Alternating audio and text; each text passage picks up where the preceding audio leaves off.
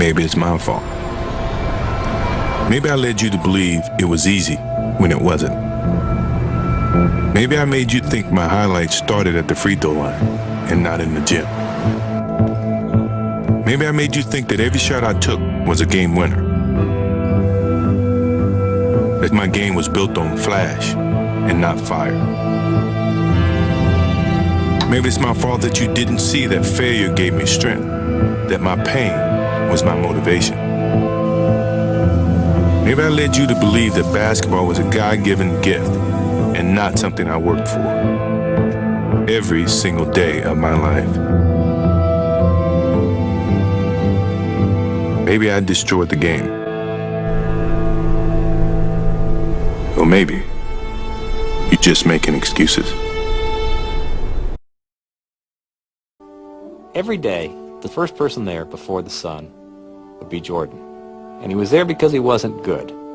He would work with a batting instructor and work all day long and be the last person to leave every night also. I asked him what it was like for him in the morning. And Jordan said, I get up before the sun comes up and I make myself some breakfast by myself. He was down there alone. And I get in the car and I'm driving to spring training and there's no one really out on the roads yet.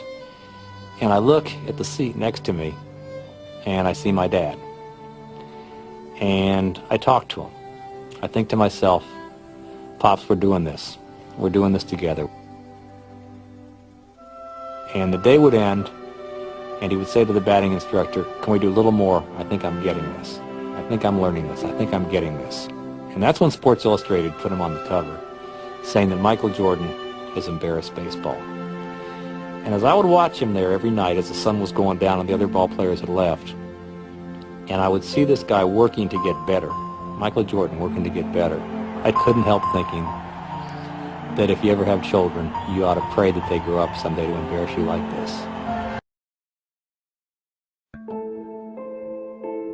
If I had any doubts about playing on college level or playing with the big guys, that shot gave me the confidence that I belonged where I was, and that it was, if you put your mind to doing whatever you want to do, good things can happen, so before anything else happened with Michael Jordan outside of that game and against you guys, that shot gave me the idea that I could be better than what people think and I can, surpass any expectations that I may have for myself.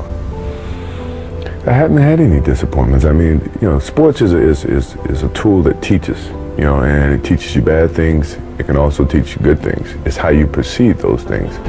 I've looked at every experience that I've had, negative and positive, and taken that as a positive. If I wouldn't change anything because I think it would alter some of the other things that happened. So when I look back, I can't say that I've had any bad things happen. Sure, I mean, you don't want bad things to happen, but you deal with bad things. You can't have good or without bad. Michael get it pulled with a fresh shot clock. MJ. Oh, Harry did it! Who's your favorite guy to play against? Myself. If I can really elaborate on why I said myself more so than another athlete, is that because a lot of times I had to battle with myself to keep challenging myself. That to me was why I would say that the biggest battle was myself, because when you get to a certain pinnacle, you got to find some ways to keep going out there for 82 games.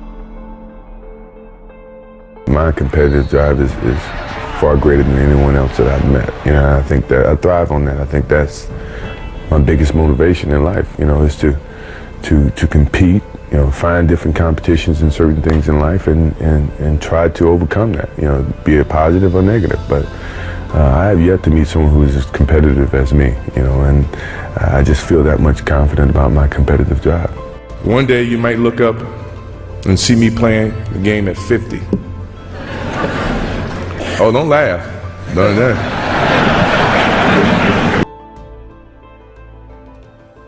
Never say never, because limits, like fears, are often just an illusion.